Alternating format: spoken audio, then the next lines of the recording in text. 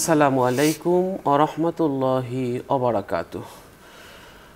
সুপ্রিয় দর্শক শ্রোতা, শুরু করছি আপনাদের প্রিয় অনুষ্ঠান আলোকিত প্রতিদিন। এই মুহূর্তে যারা দেশে আছেন, যারা প্রবাসে আছেন, পৃথিবীর যে যেখান থেকে আপনাদের এই প্রিয় অনুষ্ঠান দেখছেন, শুনছেন, সকলকে অনেক অনেক প্রীতি ও শুভেচ্ছা। প্রিয় দর্শক ভাই বোনেরা, আমরা আজ একটি চমৎকার বিষয় নিয়ে কথা বলবো। আর এই বিষয়টি নিয়ে আলোচনা পেশ করার জন্যে আমাদের স্টুডিওতে মেহমান হিসেবে উপস্থিত হয়েছেন একজন বিশিষ্ট ইসলামী স্কলার। চলুন তাকে আপনাদের সাথে পরিচয় করিয়ে দিচ্ছি। আজ আমাদের সাথে আছেন ঢাকা বিশ্ববিদ্যালয়ের আরবি বিভাগের সাবেক চেয়ারম্যান, বিশিষ্ট ইসলামী চিন্তাবিদ অধ্যাপক ডক্টর মোহাম্মদ আব্দুল কাদির। আসসালামু আলাইকুম ওয়া রাহমাতুল্লাহি ওয়া বারাকাতুহু। ওয়ালাইকুম আসসালাম ওয়া রাহমাতুল্লাহি ওয়া বারাকাতুহু। মোহতারাম, কেমন আছেন? আলহামদুলিল্লাহ, আপনি কেমন আছেন? আলহামদুলিল্লাহ, ভালো আছি। দর্শক, আমরা আজ যে বিষয়টি নিয়ে কথা বলবো সেটি হচ্ছে পারিবারিক অশান্তি দূর করতে করণীয় একটি গুরুত্বপূর্ণ বিষয়। বিষয়টি হলো একটি নৌকার যাত্রীদের মতো। যেমন সাগরে একটি নৌকায় কিছু যাত্রী উঠেছে, দুজন অথবা তার বেশি, স্বামী স্ত্রী অথবা সন্তান, পিতা মাতা, সবাই। তো হঠাৎ করে সেই নৌকা ছিদ্র হয়ে গেছে। তো নৌকা ছিদ্র হয়ে সেখান থেকে পানি উঠছে, পানি উঠে নৌকাটি তলিয়ে যাচ্ছে। আর স্বামী স্ত্রী বলছে যে, স্বামী বলছে এটি তুমি ফুটো করেছো, স্ত্রী বলছে না তুমি ফুটা করেছো। অথবা সন্তানরা বলছে তুমি ফুটো করেছো, অথবা মা বাবা বলছে সন্তানদেরকে তোমরা ফুটা করেছো। তো এভাবে করে অর্থাৎ ওই নৌকার যাত্রী যারা আছে সবাই শুধু দুষতে থাকলো যে তুমি ফুটা করেছো, আমি নির্দোষ, আমি সাধু, নির্দোষ, আমি কোনো দোষ করিনি। তো এভাবে সবাই দোষারোপ করতে করতে একসময় যখন নৌকাটি ডুবে যাবে, তখন আর সেই নৌকার কোনো যাত্রী রেহাই পাবে না।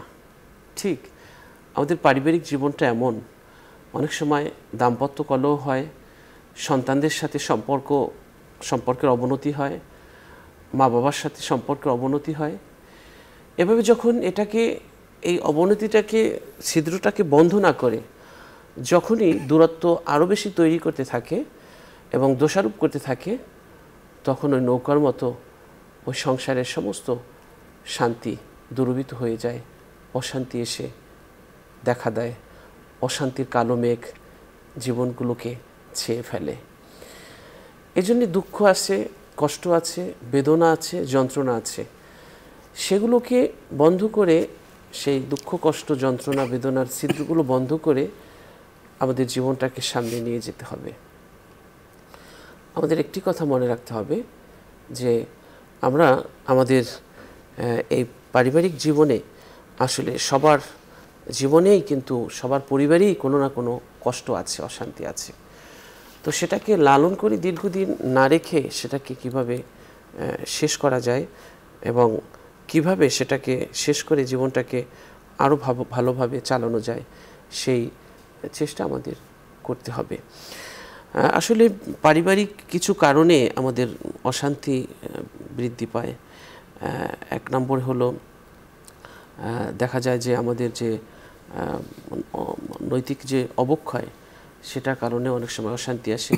দাম্পত্য কলহের মাধ্যমে, পারিবারিক মূল্যবোধের অভাবে, অপসংস্কৃতির কারণে, যৌতুক প্রথা এবং সম্পদ বণ্টন, তারপরে হলো মানসিক বিষণ্ণতা এবং তথ্য প্রযুক্তির যে ব্যবহার, সেটার অতিব্যবহার, মাদকাসক্ত, ধর্মীয় অনুশাসন মেনে না চলা এবং বিচারহীনতা, এই কাজগুলো যখন আমাদের পরিবারে চলতে থাকে, তখন আমাদের পরিবারটা অশান্তি পরিবারে ঢুকে পড়ে এবং সেই অশান্তি আমাদের জীবনের সুখ শান্তি কেড়ে নেয়।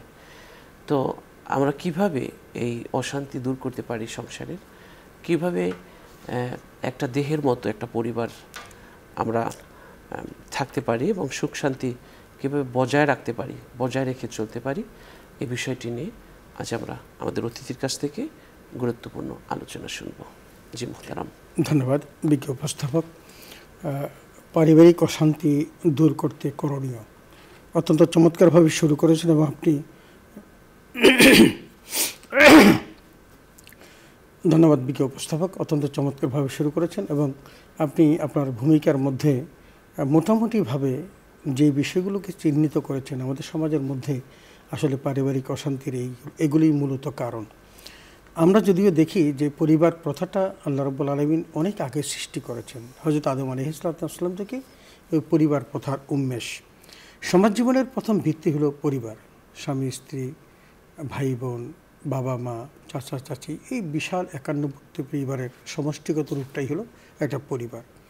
আল্লাহ তাআলা আমাদেরকে হযরত আদম আলাইহিস সালামের মাধ্যমে এবং হাওয়া আলাইহিস সালামের মাধ্যমে এই পরিবারের প্রথাটাকে ইজাদ করেছেন এবং পরবর্তীতে তার সন্তানদের মধ্য থেকে এটা একটা বিশাল একটি মহীরুহে পরিণত হয়েছে। আজকের 800 কোটি লোক বলেন বা 700 কোটি লোক বলেন, এই সকল কিছুই আবুহুম আদম ও উম্মুহুম হাওয়া, তাদের প্রত্যেকের বাবা হলো আদম এবং মা হলো হাওয়া।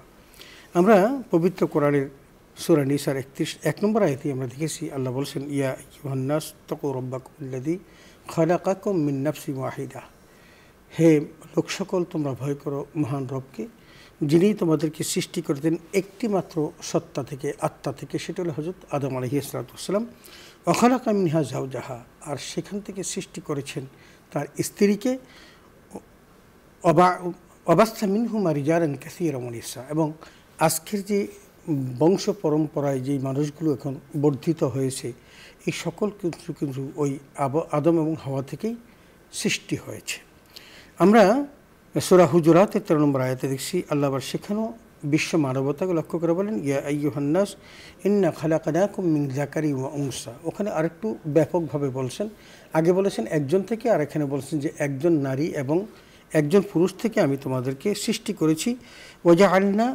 ওয়াজআলা বাইনাকুম শুউবান ওয়া ক্বাবাইলা লিতাআরাফু, এরপর আমি তোমাদেরকে বিভিন্ন জাতি গোষ্ঠীতে বিভক্ত করেছি যাতে করে তোমরা একে অন্যের সাথে পরিচিত হতে পারো। আজকে আপনি সেলিম হোসেন আজাদি, আপনাকে আমরা এই নামেই চিনি। এই আজাদি শব্দ এবং সেলিম হোসেনের সাথে মিল হওয়ার কারণে, দীর্ঘদিন প্রচলিত হওয়ার কারণে এখন সেলিম হোসেন আজাদি বললে একমাত্র সেলিম হোসেন আজাদি আপনাকেই বুঝাবে, প্রফেসর ডক্টর আব্দুল কাদির বললে আমাকেই বুঝাবে। আমরা একে অন্যকে এই সমস্ত নামে সম্বোধন করি শুধু পরিচয়ের জন্য। কে আউস, কে খাজরাজ, কে কোরাইশ, কে আজম, কে আরব, এই সকল কিছু বিভক্ত করা হলো একে অন্যের পরিচয়ের জন্য, আর বাকি সব কিছু হলো একজন নারী এবং পুরুষ থেকে সৃষ্ট। এরপর এই সকল কিছু যে মহান রবের কি অনুগ্রহ, এটাও কিন্তু আল্লাহ তাআলা বলেছেন। তবে নারীকে পুরুষের পাশাপাশি সৃষ্টি করার মূল কারণ কী ছিল সেটা আমরা সূরা রুমের 21 নম্বর আয়াতে দেখি। সেখানে আল্লাহ বলছেন, অমিন আয়াতিহি আন খালাকাস সামাওয়াতি আন খালাকা লাকুম মিন আনফুসিকুম আজওয়াজা লিতাসকুনু ইলাইহা ওয়া জাআলা বাইনাকুম মাওয়াদ্দাতান ওয়া রাহমা। এখানে কিন্তু স্পষ্ট করা হয়েছে পরিবার প্রথাটা কেন আল্লাহ সৃষ্টি করলেন। আল্লাহ বললেন যে আল্লাহ নিদর্শনসমূহের মধ্যে একটি যে তিনি তোমাদেরকে তোমাদের মধ্য থেকে সৃষ্টি করেছেন। এটাও আবার সেই ইঙ্গিত হযরত আদম আলাইহিস সালাম থেকেই কিন্তু আমাদের এই পরিবারের সৃষ্টি এবং আমাদেরকে সৃষ্টি করেছেন। এখন বলছেন লিতাসকুনু ইলাইহা, এই নারীকে কেন সৃষ্টি করা হলো সেই কথাটা বলতে গিয়ে আল্লাহ বলেন যে যাতে করে সে প্রশান্তি লাভ করতে পারে। এটার একটা ব্যাপক অর্থ আছে। সেই অর্থটা হলো এই, একজন পুরুষ সারাদিন কর্মব্যস্ত জীবন কাটায়, তাকে হাজারো ঝামেলা, ঝক্কি ঝামেলা পোহাতে হয়, অনেক মানুষকে ফেস করতে হয়, বিশাল বিড়ম্বনা নিয়ে তিনি বাড়িতে পৌঁছেন।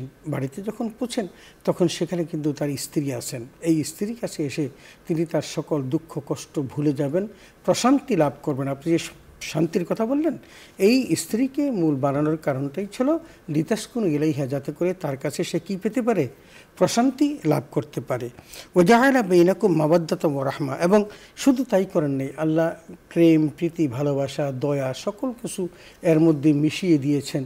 স্বামী এবং স্ত্রী কে কোথায় জন্মগ্রহণ করেছে, কোথায় কার বাড়ি, শুধু একটা বন্ধনের মধ্য দিয়ে যখন স্বামী এবং স্ত্রীতে পরিণত হয় তখন দুজন দুজনের জন্য জীবনটা দিতে প্রস্তুত হয়ে যায়। কারণটা কি, ও জাআলা বাইনাকুম মাওয়াদ্দাতান ওয়া রাহমা, তোমাদের মধ্যে আল্লাহ কি দিয়েছেন, প্রেম, প্রীতি, ভালোবাসা দিয়েছেন এবং তোমাদের মহব্বত এবং করুণাও দিয়েছেন। তো যাই হোক, এই সকল কিছুর মধ্য দিয়ে আমরা কি করি, একটা পরিবারকে তৈরি করি। তো আমরা জানি যে এই পরিবার প্রথার মধ্যে আমাদের হজরত আদম আলাইহিসসালামের ছেলে যে হজরত হাবিল এবং কাবিল, এই হাবিল এবং কাবিলের মধ্যেই কিন্তু পরিবারের অশান্তির প্রথম সূত্রপাত হয়। কারণ আমরা দেখেছি যে সেখানে এই হাবিল কাবিল কর্তৃক হাবিলকে হত্যা করা হয়। এই যে হত্যাযজ্ঞ শুরু হওয়া, পারিবারিকভাবে অশান্তি সৃষ্টি করা, এটা কিন্তু তখন থেকে হয়েছে। এবং আমরা আজও দেখি আমাদের সমাজের মধ্যে একই ভাইয়ে অন্য ভাইয়ের সাথে যে দূরত্ব, ভাই এবং বোনের মধ্যে দূরত্ব, পরিবারের অন্য লোকদের সাথে যে দূরত্ব, এই দূরত্বগুলো মূলত এই পারিবারিক প্রথার মধ্যে যখন এই অনিষ্টতা চলে আসে তখনই কিন্তু এগুলো মাথাছাড়া দিয়ে ওঠে।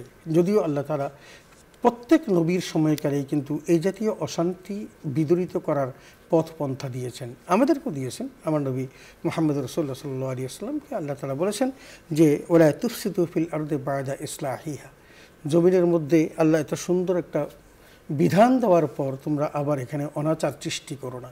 এই অনাচারটা হলো যে সমাজের মধ্যে অশান্তির মূল কারণ। আল ফিতনাতু আশাদ্দু মিনাল কাতলি, আল্লাহ তাআলা কোরআনে বলছেন যে ফিতনা বা এই সমাজের মধ্যকার বিবাদ বিসংবাদ, এটা হত্যাযজ্ঞের চেয়ে জঘন্যতম। হত্যার মধ্য দিয়ে একটা মানুষের পরিসমাপ্তি ঘটে, শেষ। কিন্তু কলহ যেখানে থাকে সেই কলহ কিন্তু প্রতিনিয়ত, প্রতিটি ক্ষণ, প্রতিটি মুহূর্ত মানুষকে তাড়া করে ফিরে এবং তাকে একটা অশান্তির মধ্যে ফেলে দেয়।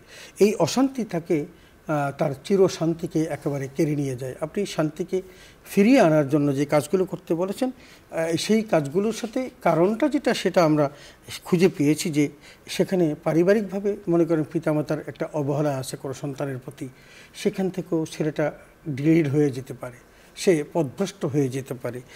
পারিবারিক শিক্ষার যদি অভাব থাকে, বাবা মার মূল দায়িত্বটা ছিল সন্তানকে সুশিক্ষা দেওয়া, কিন্তু সে তার সাথে সম্পৃক্ত নেই, তাকে শিক্ষা দিতে পারলেন না, অথবা প্রাতিষ্ঠানিক নৈতিক শিক্ষা নাই। এমন একটা পরিবারে জন্মগ্রহণ করেছে যেই পরিবারে ছেলেটা ছোট্ট বয়সে দেখেন যে বাবা মদ খাচ্ছে। আমাদের কিছু কিছু পরিবার আছে না, অ্যারিস্টোক্রেটেড ফ্যামিলির মধ্যে কিন্তু এগুলো একেবারে কি অবাধে চলছে, তারা এগুলো চিন্তাও করে না। কিন্তু তুমি তোমার পরিবারের ছোট্ট সদস্যের সামনে যখন মারামারি করো, ঝগড়া করো, যখন মদ খাও বা অন্য কোনো অপরাধ করো, এটা কিন্তু তার মনের গহীনে একেবারে গেঁথে যায়। যেমন শিশুরা মাটির মতো, কাদা মাটির মতো থাকে, যেভাবে গড়ে সেভাবেই গড়ে। এখন ছোট্ট জীবনে আপনি যখন পারিবারিক নৈতিক শিক্ষা না দিলেন, এবং সেখানে নৈতিক শিক্ষা যে পরিবারের মধ্যে নাই, তাকে আপনি চেষ্টা করলেও কি করতে পারবেন না, ভালো করতে পারবেন না। এবং সেখানে একটা বড় হয়েছে কিন্তু তার সঙ্গটা কি নাই, সৎ মানুষের সাথে নাই। কারণ সৎসঙ্গে স্বর্গবাস, অসৎসঙ্গে সর্বনাশ।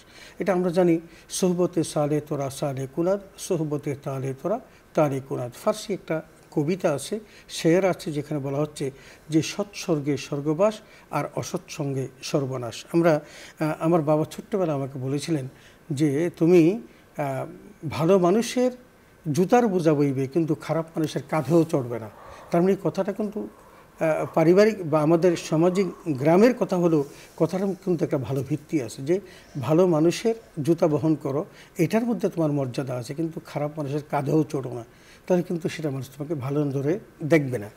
এরপরে যেটা অর্থনৈতিক সমস্যা, আমাদের অনেক পরিবারে আছে যে অর্থনৈতিক সমস্যার কারণে তারা ডিরিল হয়ে যায়। তখন সে কোনো পথ খুঁজে পায় না। মানুষ কয়দিন না খেয়ে থাকবে, একদিন, দুদিন, 3 দিন, যখন তাকে অনাহার অর্ধাহার গ্রাস করে ফেলে, তখন কিন্তু সে ডিরিল হয়ে যায়। এরকম পারিবারিক জীবনে যদি কারো পরিবারে কোনো অর্থবিত্ত না থাকে, সেখানেও এই কাজটা পড়তে পারে। অর্থের প্রাচুর্য থাকলে ঠিক উল্টাটা, যেমন অর্থ নাই সেখানেও কি নষ্ট হয়ে যেতে পারে, আবার প্রাচুর্য থাকলে সেখানে নষ্ট হতে পারে। আমাদের একজন বিত্তশালী ব্যক্তির জানতাম যে তিনি যখন তার কোম্পানির চেয়ারম্যান, তার 2 ছেলে, তখনও তারা বড় হয়নি, কিন্তু তাদের জন্য প্রতিদিন সকালবেলা 3 লাখ টাকা তাদেরকে হাত খরচ দিতেন।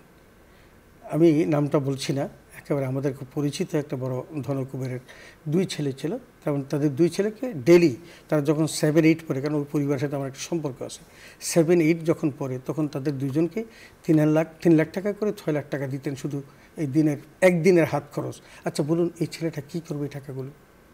টাকাটা তাকে খরচ করতে হবে। ওই বয়সে তো তারা জমানোর কোনো সুযোগ নেই এবং সেই মাথায় চিন্তাটাও আসে না। তাহলে কী করবে? অপরাধের মধ্যেই তাকে কাটাতে হবে এবং সে অপরাধ ইচ্ছে করেই বাবা তাকে হাতে ধরিয়ে দিলেন, যে তাকে প্রাচুর্যের মধ্যে ফেলে দিয়ে তাকে ধ্বংস করে দিলেন। আরও আছে যে হতাশা। অনেক মানুষ কাজ করতে গেছে কিন্তু কাজে সাকসেস হতে পারেন নাই, হতাশায় পেয়ে বসেছে। একদিন, দুদিন, 3 দিন তিনি কি করলেন? তিনি পড়ে গেলেন, ডিরিল হয়ে গেলেন। এরকম লোভ আর একটা জিনিস, যদিও আল্লাহ তাআলা একেবারে নিষেধ করে দিয়েছেন, ওয়ালা তাতামান্নাউ মা ফাদ্দালাল্লাহু বা'দাকুম আলা বা'দ। আল্লাহ একজনের উপর আরেকজনকে সম্মান দিতেই পারে, একজনের উপর আরেকজনকে অর্থবিত্ত বেশি দিতেই পারে, প্রাচুর্য দিতে পারে, তাকে সুন্দর একটা কণ্ঠ দিতে পারে, ভালো গান গাইতে পারে, ভালো তেলাওয়াত করতে পারে, এটা আল্লাহ দিতেই পারে, আল্লাহ নিজামের মধ্যে আছে। কিন্তু আল্লাহ বলছেন এটা নিয়ে তুমি লোভ করো না। আমাদের সমাজের মধ্যে যত রকমের অপরাধ সংঘটিত হয় আপনি দেখবেন এই অপরাধের মূল কারণ তো লোভ। কারো প্রতি সে ঈর্ষান্বিত হয়ে তাকে একেবারে শেষ করে দেওয়ার পায় তারা করে এবং অনেককে জীবনে মেরে ফেলে, এরকম ঘটনাও ঘটে। তাহলে আমরা দেখি লোভ এবং ক্ষোভ। কেউ যদি কাউকে অন্যায়ভাবে যদি তাকে প্রহার করে, গালি দেয়, এই ক্ষোভ প্রশমিত করার জন্য অথবা তাকে প্রতিশোধ নেওয়ার জন্য তিনি কি করেন? এই অপরাধে জড়িয়ে পড়েন।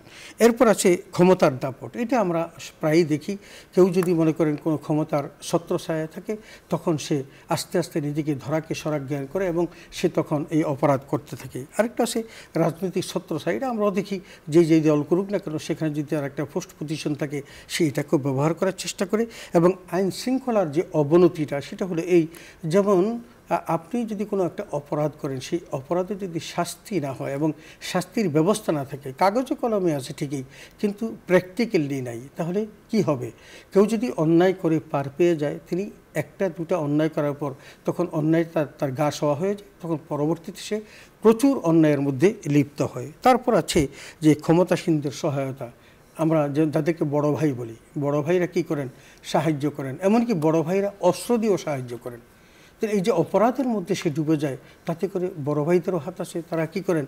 তারা তাকে সহায়তা করেন। আরেকটা হলো জবাবদিহিতার অভাব। আমি অপরাধ করছি, আমাকে যে জবাবদিহি করতে হবে, এই জন্য আল্লাহ তাআলা মুত্তাকির একটা পরিচয় দিয়েছেন, কি ছোট্ট একটা পরিচয়, বলছেন মান খাফা মাকামা রাব্বিহি ওয়া নাহান নাফসা আনিল হাওয়া। যে ব্যক্তি মহান রবের সামনে দাঁড়াতে ভয় পায় এবং সেই ভয়ে সে নফসানিয়তের থেকে সে নিজেকে মুক্ত রাখে। তার মানে তিনি ভয় পান যে আমি যে কোনো কাজ করতে পারবো না, কারণ এই কাজের জন্য আমাকে কাল কিয়ামতের মাঠে মহান রবের কাছে জবাবদিহি করতে হবে। এই ভয়টুকু যার মধ্যে আছে তিনি কিন্তু অপরাধ করতে পারেন না। আর এই ভয় যার মধ্যে নেই তিনি কিন্তু অপরাধ করতে পারেন, কারণ তার তো জবাবদিহিতার ভয় নেই। আমরা যদি এই জবাবদিহিতাটা যদি আমাদের সামাজিক জীবনে, আমাদের পারিবারিক, রাষ্ট্রীয় সব জীবনে যদি এই জবাবদিহিতা রাখতাম যে তুমি কেন এই কাজটা করলে, কেন করলে, এই জবাবদিহিতাটাকে করতে হবে, এটা যদি আমাদের পরিবারে থাকতো, সমাজে থাকতো, রাষ্ট্রে থাকতো, তাহলে কিন্তু এবং সর্বোপরি পরকালীন জীবনের জবাবদিহিতার ভয় থাকতো, তাহলে মানুষ অপরাধ করতে পারতো না। এরপর আছে আমানতদারিত্বের অভাব। কারো কাছে কারো আমানত আছে, এটা আল্লাহ তাআলা আমানত রক্ষা করা ফরজ করে দিয়েছেন। কেউ যদি আমানত রক্ষা না করে সে মুনাফিক। কারো কাছে কথার আমানত হোক, অর্থের আমানত হোক, এটা রেখা হয়েছে কিন্তু সে এটাকে রক্ষা করেন নাই, তাহলে কি হলো? তিনি ইসলাম থেকে একেবারে খারিজ না হলেও তিনি কী হবেন? মুনাফিক হবেন। আর মুনাফিকের শাস্তি অত্যন্ত কঠিন। ইন্নাল মুনাফিকিনা ফি দারকিল আসফালি মিনান নার। সর্বশেষ আল্লাহর ভয় না থাকা। আমরা যদি আল্লাহকে ভয় করি, যারা পিসফুল জীবন লাভ করেন তারা কিন্তু মূলত আল্লাহর ভয়েই করেন। এই আল্লাহর ভয় তার মধ্যে আছে বলেই তিনি কিন্তু কি করছেন? প্রতিনিয়ত তিনি এই আল্লাহর ভয়ে তটস্থ থাকার কারণে পাপ থেকে নিজেকে সরিয়ে রাখছেন। এখন আসুন আমরা যদি এই সকল অপরাধ থেকে বাঁচাতে চাই, তার মধ্যে পারিবারিক অশান্তি যদি আমরা দূর করতে চাই, আমাদের মূল বিষয়টা হলো পারিবারিক অশান্তি দূর করতে করণীয় কী। সেক্ষেত্রে আমাদের প্রথম যেটা করতে হবে শুধু নৈতিক মূল্যবোধকে জাগ্রত করতে হবে। আপনি এর বাহিরে উঠতে পারবেন না। আপনি যতই কিছু বলেন না কেন, রাসূল আকরাম সাল্লাল্লাহু আলাইহি ওয়াসাল্লাম তার এই ইসলামিক জীবনটাকে বা তার ওই জাহেলিয়াত থেকে ইসলামের মধ্যে মানুষগুলো আনার জন্য একটাই মাত্র অস্ত্র ছিল, সেটা ছিল তার নৈতিক চরিত্র, স্বভাব চরিত্র। কারণ তাকে আল্লাহ তাআলা একটা উত্তম চরিত্র দিয়েছেন এবং সার্টিফিকেটটা আল্লাহই দিয়েছেন, বলছেন ইন্নাকা লাআলা খুলুকিন আযীম। বিশ্ব মানবতাকে তার এই আদর্শ অনুসরণ করার জন্য বলতে গিয়ে বলেছেন লাকাদ কানা লাকুম ফি রাসূলিল্লাহি উসওয়াতুন হাসানাহ। নবীজি সাল্লাল্লাহু আলাইহি ওয়াসাল্লাম নিজেও বলেছেন বুইসতু লিউতাম্মিমা মাকারিমাল আখলাক। তাহলে বোঝা যাচ্ছে যে আল্লাহ তাআলা নবীজিকে পাঠিয়েছেন উত্তম চরিত্র রূপদানের জন্য, মানবিক মূল্যবোধ বা নৈতিক মূল্যবোধকে প্রতিষ্ঠা করার জন্য, এবং তিনি প্রতিষ্ঠা করেছেন একজাক সাহাবীকে পৃথিবীতে রেখে গেছেন। তাদের অনুসরণে পৃথিবীতে এই তখন থেকে ওলামে মুতাকাদ্দিম মুতাআখিরিন এমনিভাবে পরম্পরায় কিয়ামত পর্যন্ত একটা গ্রুপ থাকবে যারা সত্যের মানদণ্ডে প্রতিষ্ঠিত থাকবে, নৈতিকতার বলে বলিয়ান থাকবে। তাহলে বোঝা যাচ্ছে পারিবারিক এই অশান্তি দূর করতে হলে 1 নম্বর আমার দরকার হলো নৈতিক মূল্যবোধ জাগ্রত করা। এটা যদি না করতে পারি, আমি যতই কিছু বলি না কেন, আপনি ধরুন একটা ফোড়া, একটা আমরা এই সময় বলে থাকি যে বিষ ফোড়ার কথা বলে থাকি, একটা বিষ ফোড়া যখন হলো ভিতরে হওয়ার পর আপনি কী করলেন, একে বন্ধ করার জন্য উপরে মলম দিলেন। মলম দিয়ে যদি আপনি কি করেন, ফোড়াটাকে ড্যামেজ কি করেন, ব্যথাটা বন্ধ করে দেন, কিন্তু ভিতর থেকে যদি তার সে মূলোৎপাটন না করতে পারে, সে কিন্তু কয়েকদিন পর আবার আপনাকে ইয়ে করবে। সেই জন্য নিয়মটা হলো ফোড়াটা কেটে একদম সেখান থেকে সার্জারি করে ওটা বের করে দেওয়া। ঠিক সমাজের মধ্যকার কাজ যদি নৈতিক অধপতন হয়, তার ভিতরটা জাগ্রত না করতে পারলে আপনি উপরে প্রলেপ দিয়ে তাকে ওয়াজ শুনিয়ে পারবেন না, কারণ চোর কখনো আপনার ধর্মের কাহিনী শুনে না এবং শুনবে না। এই জন্য নৈতিক মূল্যবোধটা জাগ্রত করতে হবে। 2 নম্বরে যে সেটা হলো পারিবারিক বন্ধনটাকে অটুট করতে হবে। যেমন আমরা দেখছি রাসূল আকরাম সাল্লাল্লাহু আলাইহি ওয়াসাল্লাম এই পারিবারিক জীবনে তিনি যে কাজটা করেছেন, এটাও আমাদের জন্য কি একটা গুরুত্বপূর্ণ। কারণ রাসূল আকরাম সাল্লাল্লাহু আলাইহি ওয়াসাল্লাম যেটা বলেছেন যে তিনি তার স্ত্রীর প্রশংসা করতেন। আমি আপনাকে যদি আরেকটু বলি, ওই যে লিতাসকুনুর একটু ব্যাখ্যা আমার কাছে একটু রয়ে গেছে। সেটা হলো এই, যেমন রাসূল আকরাম সাল্লাল্লাহু আলাইহি ওয়াসাল্লাম দেখেন, তিনি যখন ইসলাম দাওয়াত দেওয়ার জন্য বেরিয়ে যেতেন আর বিভিন্ন রকম নিন্দাসূচক বাক্য শুনে জর্জরিত হয়ে যখন তিনি বাড়িতে আসতেন, তখন কিন্তু তিনি হযরত খাদিজাতুল কুবরা রাদিয়াল্লাহু তাআলা আনহার কাছ থেকে যে সমস্ত বাক্য শুনতেন, যে সমস্ত কথা শুনতেন, যে প্রবোধ তিনি পাইতেন, তাতে করে তার সমস্ত দুঃখ কষ্ট দূর হয়ে যেত। শুধু তাই নয়, তিনি যখন ওই ইয়ার থেকে কোরআনের বাণী পেয়ে যখন তিনি ভীত সন্ত্রস্ত হয়ে বাড়িতে ফিরলেন আর বললেন জাম্মিলুনি জাম্মিলুনি, আমাকে চাদর দিয়ে আবৃত করো, ঠিক সেই মুহূর্ত হযরত খাদিজাতুল কুবরা তাকে যে সান্ত্বনার বাণী কিন্তু শুনিয়েছেন। আল্লাহু আকবার। ওই জীবনকালে রাসূল আকরাম সাল্লাল্লাহু আলাইহি ওয়াসাল্লামের সবচেয়ে বড় সাহায্যকারী ছিলেন খাদিজাতুল কুবরা। তার মানে স্ত্রীর কাছে যে আসলে প্রশান্তি পাওয়া যায় তার বাস্তব দৃষ্টান্ত ছিলেন হযরত খাদিজা, যেটা রাসূল আকরাম সাল্লাল্লাহু আলাইহি ওয়াসাল্লামকে দিয়েছেন। তো যাই হোক, আমরা পারিবারিক বন্ধনকে যদি সুদৃঢ় করতে চাই, তাহলে পরিবারের মধ্যে একটা বন্ডেজ তৈরি করতে হবে। সেই বন্ডেজটা হলো আপনি যে কথা বলছেন সেটাকে আমি একটু ইলাবোরেট করতে চাই, যে মা বাবা ছেলে মেয়ে এদের কারো মধ্যে কোনো দূরত্ব রাখা যাবে না, তাদেরকে খুব কাছাকাছি পেতে হবে। রাসূল আকরাম সাল্লাল্লাহু আলাইহি ওয়াসাল্লাম খাদিজার প্রশংসা করতে গিয়ে তিনি মসজিদের মধ্যে সবার সামনেও তিনি প্রশংসা করতে ভুলতেন না। এটা হলো, তাহলে স্ত্রীকে যখন সেইভাবে তুলে ধরতেন, তার স্ত্রী তার প্রতি অনুগত বা অনুরত হতে তিনি বাধ্য। তারপর আমরা দেখেছি যে স্ত্রীর সঙ্গে তিনি উত্তম আচরণ করা, তোমাদের মধ্যে সেই ভালো যে তার পরিবারের কাছে ভালো। তার মানে জামিয়া তিরমিজির মধ্যে বলছেন যে সেখানে যে স্ত্রীর কাছে যে ভালো, সেই মানুষের মধ্যে সবচেয়ে ভালো। তার মানে স্ত্রী বলতে পারবে তার স্বামী সম্পর্কে। এই জন্য আমরা একটা প্রথা দেখি যে মানুষের সবচেয়ে বড় সার্টিফিকেটধারী হলেন তার স্ত্রী। সুতরাং আমরা আমাদের প্রত্যেক জীবনে বাহিরে যেরকম থাকবো, ঠিক আমাদের পরিবারের মধ্যে আমাদের অবস্থানটা ঠিক একই থাকতে হবে। তারপর যেটা হলো আল্লাহর কাছে দোয়া করা, যেমন রব্বানা হাব লানা মিন আজওয়াজিনা ওয়া যুররিয়াতিনা কুররাতা আয়ুন ওয়াজআলনা লিল মুত্তাকিনা ইমামা। পরিবারের সদস্যদের জন্য আল্লাহর কাছে বলতে হবে, স্ত্রীর জন্য বলতে হবে, ছেলের জন্য বলতে হবে, মেয়ের জন্য বলতে হবে, আল্লাহ প্রত্যেককে চক্ষু শীতলকারী পরিবার হিসেবে গঠন করুন। এই জন্য আল্লাহর কাছে ফরিয়াদও করতে হবে। তারপর যেটা 4 নম্বর হলো, 5 নম্বর হলো স্ত্রীকেও স্বামীর প্রতি যথাযথ সম্মান প্রদর্শন করতে হবে। একদিক নয়, শুধু স্বামী শুধু স্ত্রীর প্রশংসা করবে, ভালো কথা বলবে, স্ত্রীকেও কী করতে হবে, স্বামীর প্রশংসা করতে হবে। আমরা দেখি যে হযরত আয়েশা রাদিয়াল্লাহু তাআলা আনহা তিনি কী করতেন, তিনি রাসূল আকরাম সাল্লাল্লাহু আলাইহি ওয়াসাল্লামের প্রশংসা করতেন এবং বলতেন, এমনভাবে বলতেন যে তোমাদের সূর্য উদয় হয় ফজরের পরে, আর আমার সূর্য উদয় হয় এশার পরে। আল্লাহু আকবার। তার মানে নবীজি যখন তার বাড়িতে আসতেন, তার সমস্ত বাড়ি আলোকে আলোকময় হয়ে যেত এবং এই যে রাসূল আকরাম সাল্লাল্লাহু আলাইহি ওয়াসাল্লাম হযরত আয়েশা সিদ্দিকা কোন জায়গায় মুখ রেখে পানি খেয়েছেন সেই জায়গাটি টাচ করে তিনি ওখানে মুখ রেখে পানি খেতেন, এটা হলো উভয়ের মধ্যে সৌহার্দ্য সম্প্রীতি বৃদ্ধি করার সবচেয়ে বড় মাধ্যম। এই জন্য আমরা দেখি যে স্বামীর ডাকে স্ত্রী সাড়া দেওয়া, যখন এই ডাকে, এমনকি রাসূল আকরাম সাল্লাল্লাহু আলাইহি ওয়াসাল্লাম স্পষ্ট জানিয়ে দিয়েছেন স্বামীর অনুমতি ব্যতীত ফরজ সালাত, ফরজ সিয়াম এগুলো রাখতে নিষেধ করেছেন, কারণ কখন সে তাকে ডাকে তার ডাকে সাড়া দিতে হবে। তো এই বিষয়গুলো যদি আমাদের মধ্যে থাকে, তার মানে আমরা এই কাজগুলো যদি করতে পারি, তার পারিবারিক বন্ধনটা কী হবে, অত্যন্ত সুদৃঢ় হবে। এরপর আসেন ধর্মীয় অনুশাসন মেনেই চলা। আমরা যে যাই বলি না কেন, ধর্মের প্রতি যদি আমাদের সজাগ দৃষ্টি না থাকে, আপনি একজন মানুষ হিসেবে নিজেকে অনেক ভালো মনে করলেন, আমরা আমাদের সমাজের মধ্যে কিছু মানুষকে পাই। যদি আপনার মাধ্যমে একটু জানাতে চাই, আপনার মাদার তেরেসা সম্পর্কে জানি। মাদার তেরেসা একজন বিশ্বব্যাপী একজন সমাজকর্মী ছিলেন। পৃথিবীতে তার অবাধ বিচরণ ছিল এবং সাধারণ একটা সাদা কাপড় পরে তিনি গোটা বিশ্ব ভ্রমণ করতেন। তার চেহারা জৌলস ছিল না, তার পরনে কোনো জৌলুসপূর্ণ পোশাক ছিল না, কিন্তু এই মহিলাটি এত সব কাজ করেছেন যে বিশ্বব্যাপী তিনি সমাদৃত হয়েছেন। আব্দুস সাত্তার ইদি নামে পাকিস্তানের একজন ভদ্রলোক ছিলেন, তিনিও আছেন, তাকে ফাদার তেরেসা বলা হয়, যদিও এটা সমাজে অতটা কি হয় না, এখনও সমাজে প্রচলিত হয়নি। কিন্তু আব্দুস সাত্তার ইদি নামক ব্যক্তিটি, যার 114টি দেশে তার চ্যারিটেবল অর্গানাইজেশন আছে, এমনকি বাংলাদেশের সবচেয়ে বড় ঘূর্ণিঝড়টা যখন হয়েছিল 90 সালে, তখন তিনি বাংলাদেশে এসে 500 শয্যার একটা হসপিটাল দিয়েছিলেন এবং এমনিভাবে তিনি বিশ্বের 114টা দেশে তার কাজ করেন। এই মানুষগুলো, ধরুন আব্দুস সাত্তার ইদি এবং মাদার তেরেসার মধ্যে পার্থক্যটা কি? দুজন কিন্তু একই রকমের কাজ করেন, একজনের মধ্যে ধর্মীয় অনুভূতি আছে, আরেকজনের মধ্যে ধর্মীয় অনুভূতি নেই। এই পার্থক্যটা দিয়ে আপনাকে কোরআনের আলোকে আমি জানাই, রাসূল আকরাম সাল্লাল্লাহু আল্লাহ তাআলা পবিত্র কোরআনে বলছেন যে কোনো বিধর্মী যদি ঈমান না আনার পর আসমান জমিন বরাবর স্বর্ণ দিয়ে মানুষকে দান করে সমস্ত সম্পদ সে আল্লাহর রাস্তায় বিলিয়ে দেয়, শুধু ঈমান না থাকার কারণে তার এই সমস্ত দান আল্লাহর দরবারে কবুল হবে না। আর কোনো ব্যক্তি যদি ঈমান আনার পর যদি সে কী করেন, আমি এটাকে অনেক সময় এভাবে বলার চেষ্টা করি, আপনি 7টা শূন্যকে রাখেন, এই 7টা শূন্য সুন্দরভাবে সাজিয়ে রাখলেন, আপনার 2 পয়সার মূল্যও নেই, কিন্তু এই 7টা শূন্যের পিছনে একটা 1 বসিয়ে দেন, 1 কোটি হয়ে যাবে। এই একটাই হলো ঈমান।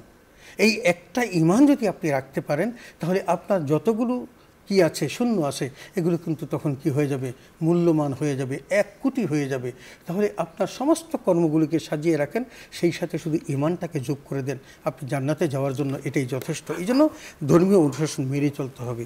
এবং স্বামী এবং স্ত্রীর সম্পর্কটা আমরা যেটা বলেছিলাম, এটা উন্নত করতে হলে এভাবে ভাবতে হবে, হুন্না লিবাসুল্লাকুম ও আনতুম লিবাসুল্লাহুন্না, যে নারীটা হলো পুরুষের পোশাক, পুরুষ হলো নারীর পোশাক। তার মানে একদম একে অন্যকে অঙ্গাঙ্গিভাবে জড়িয়ে রাখবে। এবং আশিরুহুন্না বিল মারুফ, তারা কি করবেন, তারা তাদের স্ত্রীকে সুন্দর খাদ্য সামগ্রী দিয়ে তাকে পরিচালনা করবেন, কারণ এটা হলো তার একটা কি, তার স্ত্রীর প্রতি তার একটা ভালোবাসা। এবং রাসূল আকরাম সাল্লাল্লাহু আলাইহি ওয়াসাল্লাম আমাদেরকে স্পষ্ট করে জানিয়ে দিয়েছেন যে তোমার স্ত্রী যদি তোমাকে সার্টিফিকেট না দিতে, তুমি মানুষের কাছে ভালো হতে পারবে না। তো এই বিষয়গুলি যখন আমরা দেখি, তখন আমাদের সম্পর্কটা হলো হাত এবং চোখের মতো। যেমন চোখের মতো, হাত যখন কেটে যায় তখন চোখ থেকে পানি পড়ে, আবার চোখ থেকে যখন পানি পড়ে হাত তখন সে পানি মুছে দেয়। আল্লাহু আকবার, চমৎকার। এই সম্পর্কটা এরকম হওয়া উচিত। চমৎকার বলেছেন, খুব সুন্দর একটা উদাহরণ। তার মানে যে চোখ এবং হাতের পার্থক্য অনেক, কিন্তু আঘাত পেয়েছে হাতে, চোখ পানি পড়তেছে চোখ দিয়ে, আর সেই চোখের পানি দিয়ে আবার কি হচ্ছে, তার আঘাত, চোখে পানি পড়ে, চোখ থেকে পানি পড়ে, তখন হাত সে পানি মুছে দেয়। আল্লাহু আকবার, আল্লাহু আকবার, আল্লাহু আকবার। তো যাই হোক, আমরা এই বিষয়গুলো জানলাম। তারপরে যে সেটা হলো সুশিক্ষা প্রদান। আমরা যাই বলুন না কেন, আপনি যখন শিক্ষার আলো না দিতে পারবেন, তখন কিন্তু তাকে শত চেষ্টা করলেও জাগ্রত করতে পারবেন না। এই জন্য রাসূল আকরাম সাল্লাল্লাহু আলাইহি ওয়াসাল্লাম বলছেন, তলাবুল ইলমি ফারিদাতুন আলা কুল্লি মুসলিম, প্রত্যেকটি মুসলমানের জন্য ইলম শিক্ষা করা ফরজ। কিন্তু কতটুকু? আমরা আমাদের সমাজে যারা অনেক বড় বড় পদে আছে, আপনি ধরুন আমাদের সচিব, আমাদের ডিসি, আমাদের এসপি, আরও যে সমস্ত বিভিন্ন পদ পদবী লোকধারী আছেন, বিভিন্ন সমাজের বড় বড় জায়গাতে তারা বসে আছেন, আপনি যদি তাদেরকে বলেন ধর্মীয় যদি শিক্ষা তার মধ্যে না থাকে, তাকে কিন্তু প্রকৃত শিক্ষিত বলা যাবে না। কেন বলা যাবে না? কারণ তার দৈনন্দিন জীবন পরিচালনা করা, তার আল্লাহর প্রতি তার কী করা, মনোনিবেশ করা, 5 ওয়াক্ত নামাজ পড়া, রোজা রাখা, সঠিক জীবনযাপন করা, এমনকি তার এই কোনটা হালাল কোনটা হারাম এটা জেনে জীবনযাপন করাটা ফরজ। আর এটা শিক্ষা করাই কিন্তু ফরজে আইন। আর বাকি যেগুলো আছে আমাদের সমাজে যারা প্রকৌশলী আছেন, চিকিৎসক আছেন, জ্যোতির্বিজ্ঞানী আছেন এবং আমাদের বড় বড় যারা বিজ্ঞানী যারা চন্দ্রাভিযান করেন, এদের প্রত্যেকের যে শিক্ষাটা এটা হলো ফরজে কেফায়া, তার মানে অতিরিক্ত। কিন্তু প্রথম শিক্ষাটা হলো আপনার বাস্তব জীবনটাকে সুন্দরভাবে গড়ে তোলা। এই জন্য আল্লাহ তাআলা সর্বপ্রথম রাসূল আকরাম সাল্লাল্লাহু আলাইহি ওয়াসাল্লামের কাছে যে বিধানটি পাঠিয়েছেন সেটা ইকরা, পড়ো। ইকরা বিসমি রাব্বিকাল্লাযী খালাক, তোমার প্রভুর নামে পড়ো যিনি তোমাকে সৃষ্টি করেছেন। এই যে পড়াটা, এই পড়া দিয়েই কিন্তু আমাদের মুসলিম মিল্লাতের প্রথম সূচনা, যে আল্লাহ রাসূলকে আল্লাহ তাআলা এই শিক্ষার নির্দেশনা দিয়েছেন এবং একথা বলছেন হাল ইয়াস্তাবিল্লাযীনা ইয়ালামুন ওয়াল্লাযীনা লা ইয়ালামুন। হে নবী, আপনি পৃথিবীর মানুষকে জানিয়ে দিন, যারা জানে আর যারা জানে না তারা কি সমান হতে পারে? যেমন অন্ধ এবং চক্ষুষ্মান ব্যক্তি উভয় যেমন সমান হতে পারে না, ঠিক তেমনি নির্বোধ এবং শিক্ষিত তারা উভয় কখনো সমান হতে পারে না। ঠিক তেমনি আল্লাহ তাআলা আরেক জায়গায় বলেছেন ইয়ারফাউল্লাহুল্লাযীনা আমানু মিনকুম ওয়াল্লাযীনা উতুল ইলমা দারাজাত। যারা আল্লাহর প্রতি বিশ্বাস স্থাপন করেছে আর আল্লাহ তাআলা যাদেরকে জ্ঞান দিয়েছেন এরা হলো আল্লাহর কাছে কি সম্মানিত, তাদের মর্যাদা অনেক আল্লাহ তাআলা বৃদ্ধি করেন। এবং এটা আল্লাহ তাআলা স্পষ্ট করেছেন যে আল্লাহ যাকে চান ইফাক্কিহু ফিদ্দীন, তাকেই কিন্তু ধর্মের ব্যুৎপত্তি দান করেন। এই জন্য পৃথিবীতে মানুষ যত শিক্ষিত হোক না কেন, তার মধ্যে যদি আল্লাহর সাথে সম্পর্ক রাখার সেই শিক্ষাটা না থাকে তখন কিন্তু তার শিক্ষাটা পরিপূর্ণ হয় না। আমরা জাগতিক শিক্ষা গ্রহণ করতে পারি, কিন্তু এই জাগতিক শিক্ষা আমাদেরকে ওই সমাজ বিনির্মাণের যে হাতিয়ার সেটা বানাতে পারবে না। একটা না একটা শর্টেজ থাকবেই। একটা মানুষ যদি মনে করেন যে যেই কথাগুলো বললাম পারিবারিক জীবনে প্রাথমিক সোপান হিসাবে যেগুলো শিক্ষা গ্রহণ করা, যে সৎসঙ্গে স্বর্গবাস, অসৎসঙ্গে স্বর্গবাস, এই শিক্ষাটা দেওয়া, সত্য কথা বলার শিক্ষা দেওয়া, তাকে পারিবারিক পরিমণ্ডল থেকেই শিষ্টাচার শিক্ষা দেওয়া, তাকে কোরআন হাদিস পড়ার শিক্ষা দেওয়া, তাকে ভালো এবং মন্দ শিক্ষা দেওয়া, তাকে হালাল হারাম শিক্ষা দেওয়া, এই শিক্ষাগুলো দেওয়ার পর যদি বড় একজন শিক্ষিত বানায় তাহলে দেখবেন ওই মানুষটি সমাজের মধ্যে একজন উজ্জ্বল তারকা নক্ষত্র হিসেবে তিনি প্রতিষ্ঠিত হতে পারেন, কারণ তিনি উভয়ের কাছে অ্যাকসেপ্টেবল। এরকম শিক্ষিত যদি কোনো ডিসি, এসপি বা সচিব হন তাহলে তারা কিন্তু সমাজে অনেক বড় কাজ করতে পারেন, কারণ সমাজের দুই শ্রেণীর মানুষ, আলেম সমাজ হোক আর ইংরেজি শিক্ষিত সমাজ হোক, উভয় সমাজকে সে কিন্তু কী করতে পারে, তিনি কনভার্ট করতে পারেন এবং প্রত্যেককেই তিনি পরিচালনা করতে পারেন। তো এই জন্য আমরা বলে থাকি যে সুশিক্ষা তাকে দিতে হবে। শিক্ষিত হতে পারে, শিক্ষা এবং সুশিক্ষা কিন্তু এক জিনিস না। শিক্ষিত হয় না বড় হতে পারে। আমরা পত্রিকাগুলো যদি খুলি তো দেখবেন রিসেন্টলি অনেকগুলো ঘটনা ঘটেছে, যে আপনার ফেসবুক খুললেও দেখবেন যে ধানমন্ডিতে 5টা বাড়ি কিন্তু বাবা বৃদ্ধাশ্রমে, কারণ ছেলেগুলো এখন আমেরিকা ইউরোপ থাকে, তারা বাবা মাকে দেখতে পারে না, বাবাকে দেখতে পারেন না, তার নিজের 5টা বাড়ি থাকার পরেও তাকে বৃদ্ধাশ্রমে থাকতে হচ্ছে। তাহলে কি বোঝা গেল? বোঝা গেল যে তিনি তার সন্তানগুলোকে শিক্ষিত বানিয়েছেন কিন্তু সুশিক্ষিত বানাতে পারেননি। আমরাও যদি আমাদের এই সন্তানগুলোকে সুশিক্ষা না দিতে পারি তাহলে কিন্তু আমাদেরও পরিণতি তাই হতে পারে যেমনটি বাংলাদেশের বা পৃথিবীর অনেক মানুষের হচ্ছে। আমরা বাংলাদেশ বলছি এই কারণে, কারণ এদেশের সংখ্যাগরিষ্ঠ মানুষ মুসলমান। পৃথিবীর অন্যান্য দেশে মুসলমান না থাকার কারণে তারা বাবা মার প্রতি কী দায়িত্ব পালন করতে হয় এরকম তারা বুঝে না।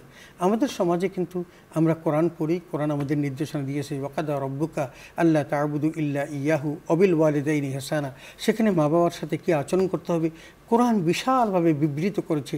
সুতরাং সেগুলো দেখে আমরা আমাদের পিতা মাতার প্রতি সম্মান প্রদর্শন করি, তাদের বৃদ্ধ বয়সে তাদের খেদমত করি। আমি আপনাকে আশ্বস্ত করতে চাই আপনার মাধ্যমে আমাদের দর্শক শ্রোতাদেরকে, আজকে যারা বৃদ্ধাশ্রমে থাকে, একজন মুয়াজ্জিন সামান্য বেতন পান কিন্তু সে তার বাবা মাকে নিয়ে সংসার করেন, তিনি তার বাবা মাকে ফেলে দেন না। কিন্তু একজন সচিব অনেক বড় পয়সার মালিক হলো, তিনি কিন্তু বাবা মাকে সাথে রেখে জীবনটা করতে পারেন না, বাবা ওই গ্রামেই পড়ে থাকেন আর তিনি ঢাকা শহরে লাক্সারিয়াস লাইফ লিড করেন। সে কীভাবে আসে, খেয়ে আসে না খেয়ে আসে, অনেকের ফ্যামিলিতে এই খবরটুকু নেওয়ার সুযোগও থাকে না। কারণ সে তার ছেলেকে, তার মেয়েকে সুশিক্ষাটা দিতে পারেনি। এরপর সন্তানকে শিষ্টাচার শিক্ষা দেওয়া, রাসূল আকরাম অর্থাৎ ভালো ছাত্র বানিয়েছে, ভালো মানুষ বানাতে পারেনি, চমৎকার বলেছেন।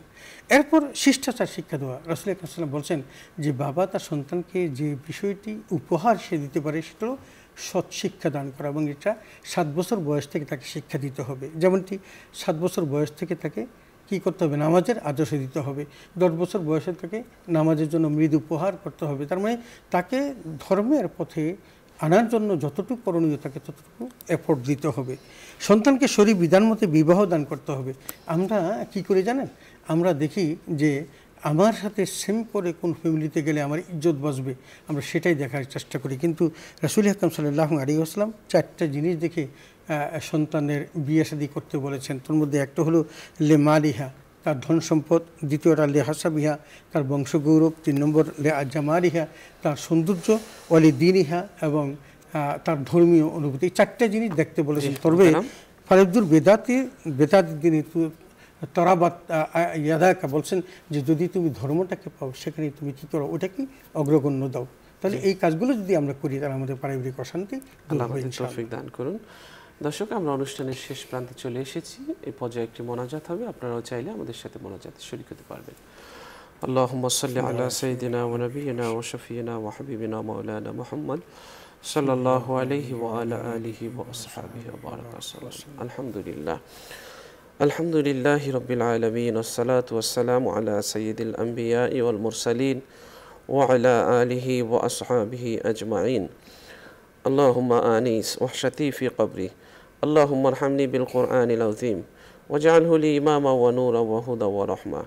আল্লাহুম্মা যাক্কিরনি মিনহু মা নাসিতু ওয়া আল্লিমনি মিনহু মা জাহিলতু ওয়ারযুকনি তিলাওয়াতাহু আনা আল-লাইলি ওয়া আনা আন-নাহার ওয়াজআলহু লি হুজ্জাতান ইয়া রাব্বুল আলামিন। اللهم يا مقلب القلوب ثبت قلبي على دين حي يا قيوم برحمتك استغيث واصل كل لسان تكل الى نفس طرفة عين. ربنا آتنا في الدنيا حسنة وفي الآخرة حسنة وقنا عذاب النار.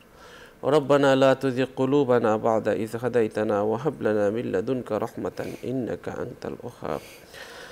রব্বুল আলামিন, আপনি আমাদের জিন্দেগীর সমস্ত গুনাহ খাতা মাফ করে দিন। আল্লাহ, আপনি যতগুলো নিয়ামত দিয়েছেন সমস্ত নিয়ামতের শুকরিয়া আদায় করার তৌফিক দান করুন। আল্লাহ তাআলা, আপনি আমাদের অতীত জীবনের সমস্ত গুনাহ খাতা মাফ করে দিন। আল্লাহ তাআলা, আপনি আমাদের সামনে চলার পথকে আল্লাহ সহজ করে দিন। আমাদের জন্য সমস্ত বৈধ কঠিন কাজকে সহজ করে দিন। আমাদের জীবন থেকে বালা মুসিবত দূর করে দিন। রব্বুল আলামিন, এই অনুষ্ঠানের পৃষ্ঠপোষক বসুন্ধরা গ্রুপের চেয়ারম্যান, আল্লাহ তাকে আপনি মাফ করে দিন। আল্লাহ, এই অনুষ্ঠানকে কবুল আর মঞ্জুর করুন। বসুন্ধরা গ্রুপের এমডি, চেয়ারম্যান, ভাইস চেয়ারম্যান সহ সকল ডিসিশন মেকারদেরকে আপনি কবুল আর মঞ্জুর করে নিন। বসুন্ধরা গ্রুপের সবগুলো প্রতিষ্ঠানকে আপনি কবুল করে নিন। রব্বানা লা তুযিগ কুলুবানা বা'দা ইয হাদাইতানা ওয়া হাব লানা মিন লাদুনকা রাহমাতান ইন্নাকা আনতাল ওয়াহ্হাব। সুবহানা রাব্বিকা রাব্বিল ইজ্জাতি আম্মা ইয়াসিফুন ওয়া সালামুন আলাল মুরসালিন ওয়ালহামদুলিল্লাহি রাব্বিল আলামিন। দর্শক, আমরা আজ এখানেই শেষ করছি। দেখা হবে আগামীকাল ঠিক এই সময়ে। আল্লাহ সকলকে ভালো রাখুন, সুস্থ রাখুন, নিরাপদে রাখুন। আল্লাহ হাফেজ। আসসালামু আলাইকুম ওয়া রাহমাতুল্লাহি ওয়া বারাকাতুহু।